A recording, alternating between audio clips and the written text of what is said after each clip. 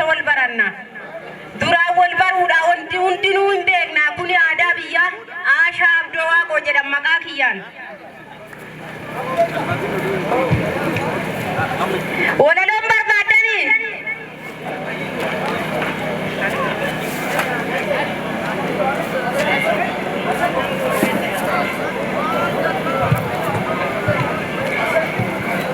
irra deebi'uudhaan ashama harka fuunee akkam naga jirtu keessummoonni kabajaa kana dhuftan hundu anaa dhufu jedha sirritti lallabee eebba gamoo biiftuutti walitti nu qabe gootaa fi qabsaa amma sheexxaa hiriin gamoon ijaarame ummata arsiifaa ka argaa hawwine ummata maraaroo ummata boqojjii ummata silxaanaa kan argaa hawwine fuula gammachuutiin baga wal argine.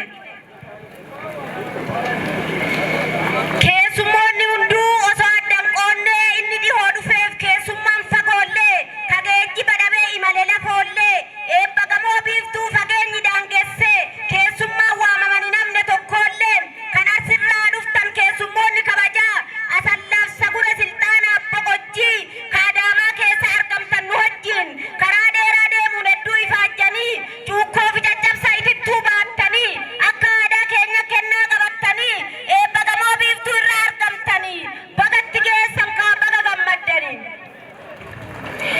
Halkanii fi guyyaa fiiguun hojjetanii gootaa fi qabsaa hiyyummaa mo'atan amma sheexxaa hiriin.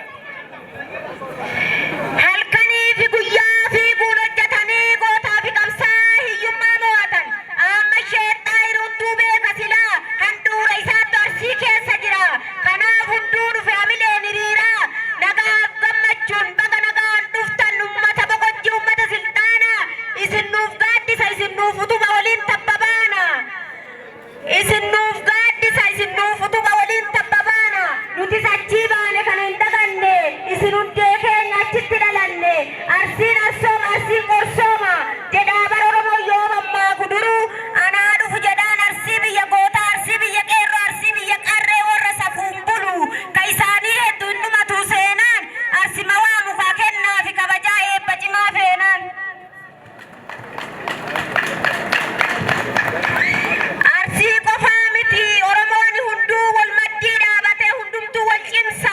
Shawaa fi Harargee Jimmaa fi Wallagga Iluu hanga Baalee arjummaa Oromoo eenyutu wallaalee Booranaa fi Gujii Karrayyuuf Kamisee arjaa garaa laafu yoom kennee hambisee firaafuu alagaa inuma nyaachise firaafuu taatan yoomiin dadhabdanii kanaaf goota keenya cinaa dhaabbattanii ummata Oromoo baga gammaddanii. Ama sheexxaa hirgootaa fi qabsaa godinaalee amma kaafne kana keessa jiituu biyya gootaa arsit dhalatanii arsit dhalachuudhaan seenaa hojjetanii qilleensa mijaa'aa keessa dhalatanii itti fayyadamuun bu'aa argatanii biyya gannaa bona bifaan magariisaa biyya gannaa bona bifaan magariisaa barqabeenni hedduun arsii keessa ciisa. Misingaaf biiraa fi xeefii fi qamadiif misingaaf misira arsii biyya quufaa waan hunduma jira isaan kana hunda qotuun hojjetanii isa kana bira cinaan daldalanii diinni keenya guddaan hiyyumma jedhanii diina gidee biyyaa guddisukkaanii hiyyummaa mo'atan oliif gadhaaranii magaala gudditti Adaamaa keessatti gamoo filatamaa kunoo ijaaranii fira keessan hunda eebbarra waamtanii kuni kennaa miti bardaqqa keessanii baga gammaddan kaa bagatti geessanii baga gammaddan kaa bagatti geessanii. Biyya misoomsaa harkan galii galchitanii awwaaraa fi dhoqqee yoomiin balfitanii amma sheexxaa hirgootaa fi qabsaa goota caalu kan dafqee hojjetee callaa tuulee laalu qottanii facaasuun haamtanii ayiiddan tuultanii galchitan callaa xeefii adii yoomiin kana qofa muduraa dinnichaaf kaarotii yeroo isaa eegaa gabatti dhiheessaa boqonnaan arganne qorraaf aduu keessa xaaranii hojjennaan rabbiin hin milkeessa horaa bulaa jennaa gamoo biiftuu keessa. Galatooma walaloo xumuree bashannana gaarii.